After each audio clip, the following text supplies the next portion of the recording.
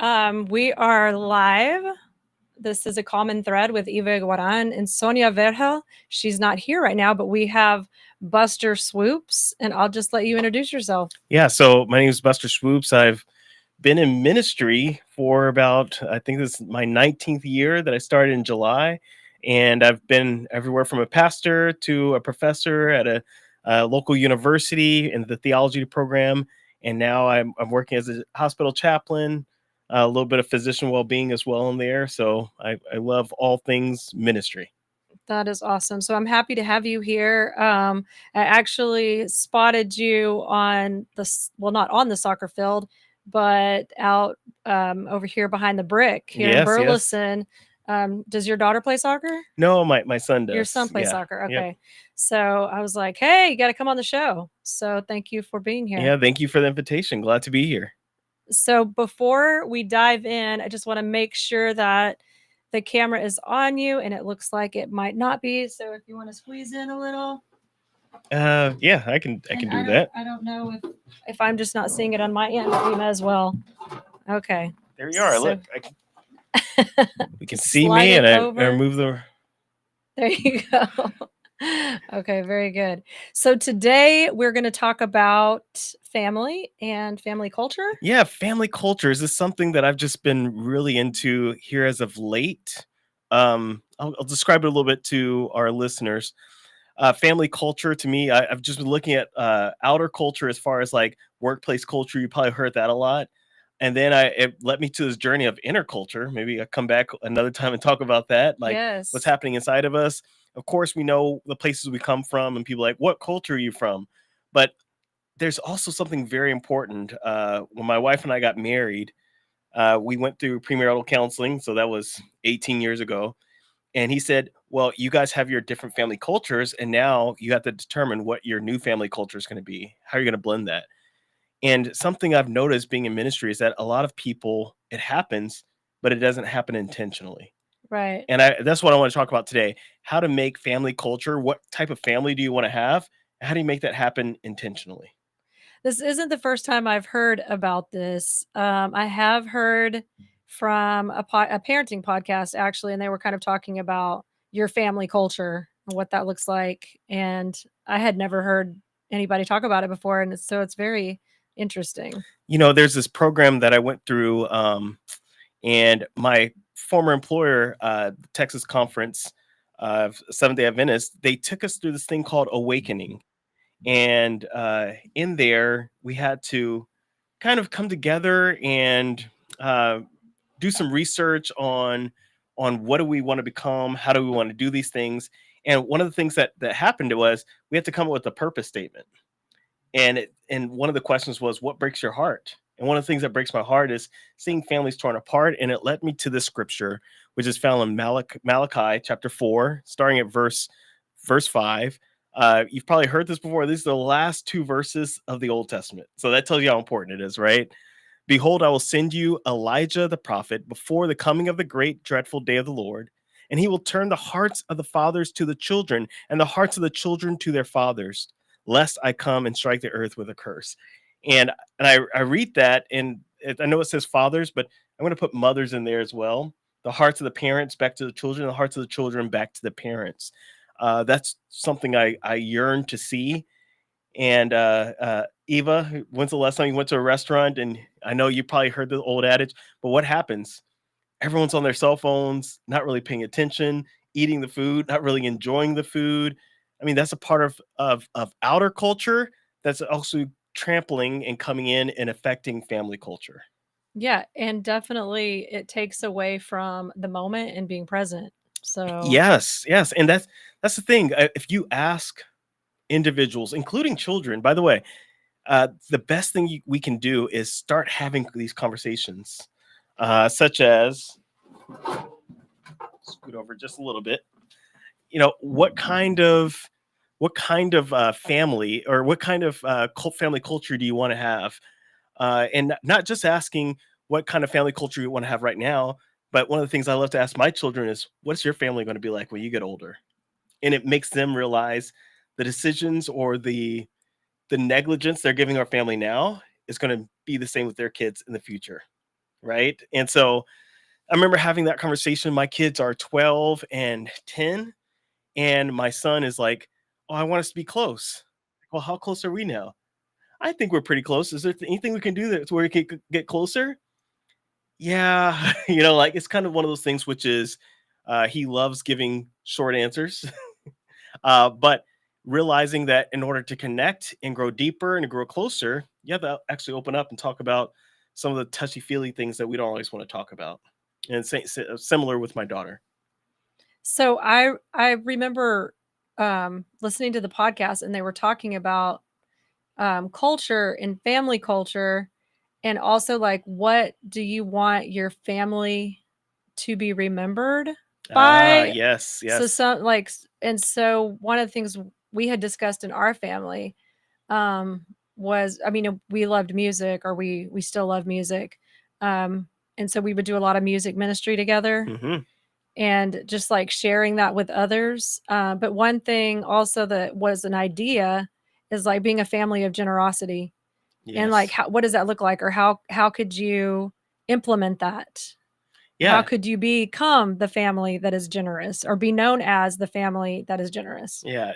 And I love that. That's bringing the theory into praxis, right? So we have a theory of we would like to be known as this, but how do we actually bring that to fruition? And that's the fun part. That's the fun part, that you can unpackage together as a family and actually figure out ways to make that happen.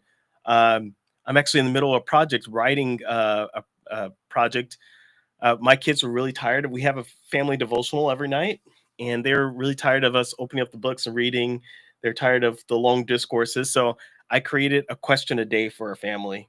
And that question is short, simple, sweet, to the point. But one of the things was like, name a time.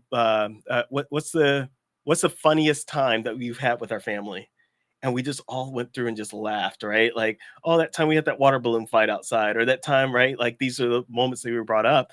But what it does is got us to reminisce. But also, there's a scripture that's tied to it. We broke down the scripture, but it's a time for us to just like get in with one another and realize that it's more than someone giving these discourses, but it's about us pouring and leaning in and being present, as we said earlier.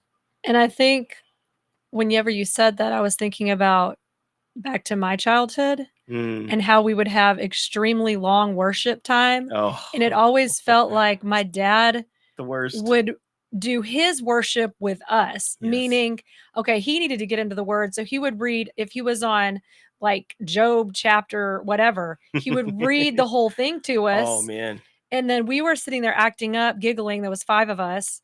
And then it just, like, I believe the practice was there, which was good. Like, it left a foundational, let's say, habit and practice of worship. Hmm. But I always tell my mom when she comes in to remind me, I'm like, "Mom, I really believe in quality over quantity." And Absolutely. so if your kids are enjoying that moment of worship and reflection, like you said, keep it short. Now you're kind of keeping it short, and you're Yes. just doing that one little thought or whatever. Or, Hmm. I know one Sabbath, a friend of mine, we like to end the Sabbath with, or she always will end with, like, what's one thing that you are thankful for about this Sabbath? Yes. Just, and Sabbath, for listeners who don't aren't aware of, the Sabbath is just a day of rest, and we're Seventh Day Adventists, so we keep Saturday. Um, but anyway, yeah. So just on that, let's say as we're wrapping up Saturday evening, she'll just put the question, "So everybody, let's go around the room and say what you're thankful for." Yeah. And it just kind of puts our mind in reflective, but it's also quick because you've got different age kids. And so maybe their attention span isn't like a chapter long. It's so true. And as you say that, I think the same thing needs to happen for church. That church should be a delight for kids, that they should enjoy it. So usually when I preach, people are like, "Oh, you preach so short." I'm like, I do it intentionally because after the sermon, your kids are going to say that was an awesome sermon. Not because it was an awesome sermon, because they get home for lunch, right? And they're not like so upset because this guy preached for an hour and a half. And they can remember stuff because it was short enough, and it was impactful, and it had, some inspiration there, Yes. versus this is torture. all I remember is that my stomach was grumbling. So what I've noticed with the question a day, and I now we finished that and we went back to the books of opening up, and my son was like, "No, let's go back to the other one," because sometimes it's 5 minutes, sometimes it's as long as like 40 minutes, right? But it's just dialogue that's going back and forth. So I'm allowing them to dictate how long do you guys want to go with this. And so what's really cool about that is that there's this ebb and flow. There's this state of like, okay, this is opening up the door to this other question, this other segment. And I've realized this in teaching and the collegiate level is that people don't want to listen to you, but they will listen if they are involved in the decisions. And so, if for instance, I taught this class called Christian Beliefs. If I gave a discourse and told them what we believe as a Seventh Day Adventist, and this is how you're supposed to believe, they're like, oh, they're sleeping. But if I have them turn to each other in pods or groups of four, man, they get all into it. Or if I make them stand up front and debate different aspects, they are loving it. And I realize this: people love the sound of their own voice. Now, that's a blessing and a Mhm, curse, mhm. but it's the same thing for our children. They need to be active participants in their own maturity and growing and their understanding as well. And I think also you have to read the room. And Yes. sometimes we don't read the room. So if our kids are yawning or if they're like slouching or if they're falling off the couch Or if I am. or if you're falling, and you're just not engaged, then probably it's not really beneficial or it's not going anywhere. We read a book, I can't remember. It was by Bob Goff. Oh, And I yes. can't remember the title because he's wrote so many good books, but it was probably maybe one of his first ones. And we were reading it as a family, but we were doing it in bed. Yes. And so it made us all kind of cozy and comfortable. But the way that he writes, and it just was engaging all ages of our children, Yeah, just captivated everyone and brought them in, the right? stories. And Yeah. so not all the time do we have to do the same thing, but I like the thought that you said for our family culture that your family wants to be close. And Right. this is one way to be close. Yeah, one thing I'm doing right now, which is core values, we're going through and finding out their definite definitions of some of those core values. So last night, I believe it was on peace. What's your definition of peace? And my daughter gives a definition, my son gives a definition, my wife, and then myself, and then I have one that's written out. And but it's fun just giving those aspects. And then after the 40 days are up, because it's a 40-day thing, we select like what core value do you want to bring to the family? Do you want our family to represent? So at the end of the day, we're going to have 4 core values that we want to live by, right? And I'm really scared because I don't have no idea what my daughter's going to say. I'm just joking there. But it's cool because to recognize that it's not just about what I think, it's about what we think and what we plan as we move. That's really good. Yeah, I love this. I love that there's so many things that we can do to try to just bring unity and harmony in the home. And one of those is, that what y'all chose is like, how can we get closer? So how has your son felt about it? so he's actually been probably the most vocal about it, which is so this is one of the reasons why I brought this up too. I want our larger audience to hear this, is that so many kids are being influenced by their friend group, and they're being influenced by social media, they're being influenced by their cell phones, by games, and we haven't kept those things away from my son. So he is 12, he doesn't have a cell phone yet, but he's allowed to text via my wife's iPad, right? And so teaching him the responsible ways of doing that. And right now, as a 12-year-old should, right, or does, he cares a lot about his friend group. But we're also teaching him, your friend group is there now. 10 years from now, who knows? But your family is going to be forever. And Exactly. God is going to be eternal, right? So, Exactly. so that's your eternal. So helping him put things in perspective, and he's starting to understand it a little bit more. And the thing is, it's sad that we have to fight for that, but we Yes, it really is. do. Like as parents, whether you're single or you're married, you really do have to fight for those relationships because I think what culture has taught or what our society has taught that our children have to go through these different stages like, oh, they're teenagers, so they're going to be with their friends and they're going to do all this and They're this gonna is hate you like, for a little bit. yeah, and they're going to hate you and like this is supposed to be like a way of life or the way, but I don't believe so. I believe that we can nurture an environment and nurture this relationship, so that why can't family be top or priority, or that they actually want to spend time with you and mom, Yes. that they're not always choosing to hang out with their friends versus hanging out with mom and dad Yeah. or with the family. One of the things that brings me joy is every once in a while we're at a private Christian school. Matter of fact, your daughter's there as well. And when I come and do chapel at the end of the day, and once again, I keep it short, simple to the point, and my son will say, "Man, my friends tell me all the time, you're so lucky that's your dad, right?" And it's not just because of he speaks, but they see that I intentionally pour love into him in front of others. I do the same thing for my daughter. I do the same thing for my wife, and that's the kind of things I'm like. As a man, when you grow older, I want you to show this to your kids. I want you to show this to other people, and so they're watching and they're also like developing. And so you're exactly right, Eva, which is we get to help them define and determine who they are. And at the same time, as you said earlier, we have to read the room with our kids that my son and my daughter are vastly different. And so, therefore, how I deal with him and how I deal with her might be a little bit different, but at the same time, trying to remain loyal and true to myself and God.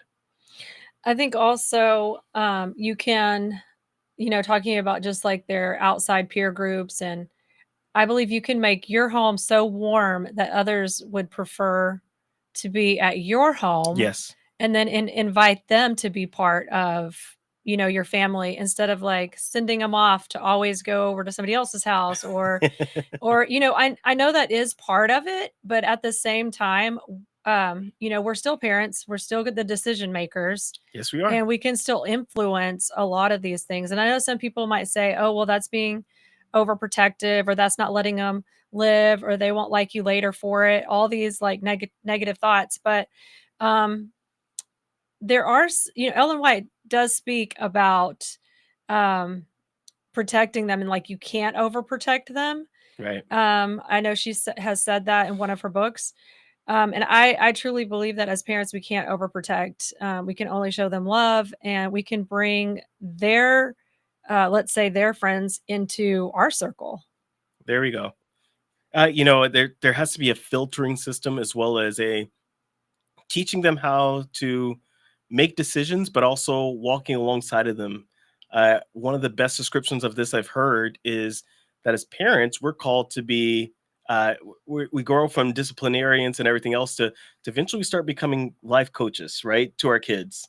Which is now you're still disciplinarian. Don't get me wrong, but if I've seen it time and time again, once they turn 18, and if you haven't shown them how to make the decisions, they just go off the deep end of I'm going to go out and I'm going to do whatever I want to do because they Mhm. haven't learned how to handle freedom. So as you give them this freedom and you walk alongside of them and allow them to make some of the mistakes in your presence, I really believe that's a part of this, once again, this family culture that can pay off in dividends, right? Uh, One of the things my wife and I have decided to do is just we have some disagreements, not all of them, but we actually talk about some of those disagreements in front of our kids. I want you to learn how to have a disagreement with another adult. You do it with dignity, honor, respect, and integrity. And they're saying, "Oh," and they overhear and they see how we're handling it, and they see at the end of the day that we don't sleep in separate beds, that we still come together, we still love each other, we still hug on each other, And then and they it's don't important to grow see. up thinking that, "Oh, I had these perfect parents." Yes, They no. actually can see, like, what's going on. It's not always hidden or behind closed doors to where they think, "Oh, my parents were perfect this whole time, and they never even had one single argument." Like, that they can see that a discussion or an argument or a debate or whatever you wanna call it can happen in front of them in a respectful way. Yeah, absolutely. And it's so important for them to actually be able to see how to have a disagreement and how to have conflict resolution in real person. And we're the ones to actually mirror it to them. This is how you do it. Mhm. It's not going to be perfect, but it's going to be Christ-like. It's going to be, and when I do really mess up or say something that's harmful or hurtful, you'll see me apologize, not just to my wife, but apologizing to a 4-year-old for over punishing. And by when I say that, like when you step on a Lego piece and you yell out, "Who left this Lego out?" Yeah. and a 4-year-old runs off crying, and then you have to go and apologize, like, "Hey, I didn't mean to yell. I was hurting at the same time." And they're like, "I forgive you." Like, "I don't forgive you. Go pick up the Legos." Everybody understands stepping on Yes. most everybody understands stepping on a Lego. That's kind of the worst. But Yes, absolutely. I was gonna say a quick little story just about how we can get like positive reinforcement or payback or whatever from our children. Um, so it ended up being kind of sad in a way to me as a parent. We had a meeting at church and we were like, one of the parents offered to take our child. And so we said, okay, fine, go ahead. It ended up that she ended up in that one space, it was very short, ended up watching something that really scared her. Oh. It was that a new show that everybody apparently is watching, Wednesday. They've brought back Wednesday, from Addams Yes. Family, and they turned it I into think a I saw it on show, Netflix. I haven't and seen it's it, pretty but dark. yeah. Anyway, she's not used to seeing dark stuff like that, right?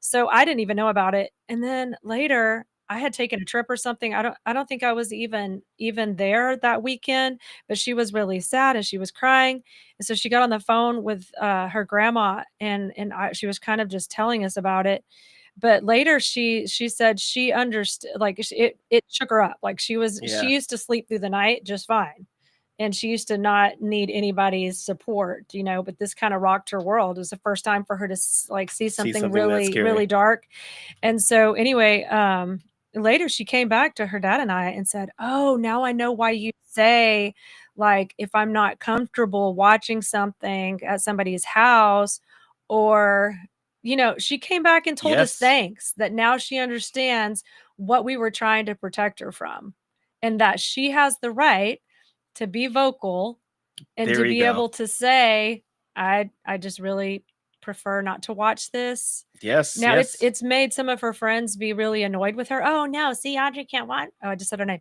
She can't she can't watch that. Um, but it doesn't matter. Like, she has learned a lesson and it, like, stuck, and she came back to us to say, "Thank you, mom. We know that you just wanted best for us. Thank you, dad." Yeah, I love that because you use that moment as a teachable moment to use her voice, and that's important to use your voice. We had something similar with our son in school, right? So he had an issue with a teacher, and said, "You know what? We could go in and have a parent teacher conference, but I think it's time for you to man up and you have a conversation first. If it doesn't go well, then I guess we'll step in after that." And he drug his feet, he drug his feet, he drug his feet, and he kind of looked at us like, "Hey, are you gonna talk to her?" I'm like, "No, this is on you." And eventually he had that conversation. He's like, "You know, in my mind, it went a lot worse than it actually." He's like, "It was so easy to talk to her." I said, "Life is a lot better when you learn how to communicate, but you have to learn how to communicate for you." Because I can try to speak up for you and tell people how you're feeling, but what good does that do when you're the best expert on yourself? So learn how to express.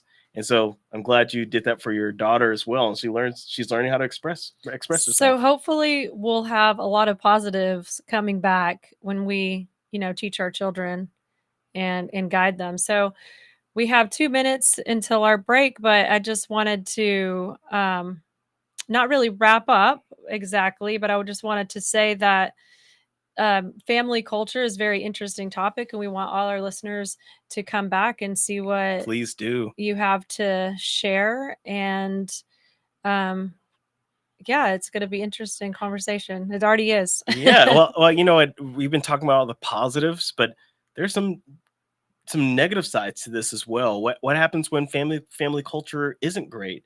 What does some of the data say about that? And so I'm going to give that little cliffhanger to our audience. I have a couple of articles here and some empirical data that's going to share with us some things that are happening in our world that I don't think necessarily need to happen, but they are. And so hopefully some ways that we can combat that and deal with it. And so most people, whenever they think of like family culture, I wasn't really familiar with it too much, but workplace culture, and so Absolutely, that yes. everybody can understand. And I remember with our own family sitting down with our little dry erase board and trying to map out what we wanted our family to look like, almost like Mm. almost like a business plan. Yes, yes. And then culture is a very important part of that because you don't want an aggressive workplace. You also don't No. want an aggressive family environment. You want it to be peaceful and loving. Yeah, and once again, intentionality is the word, present is the word. I think those are all things that we want to happen, but sort of like work, sometimes you just show up and you're like, "What happened?" But there's some things that you can do there intentionally too. So I look forward to us in the second half diving in.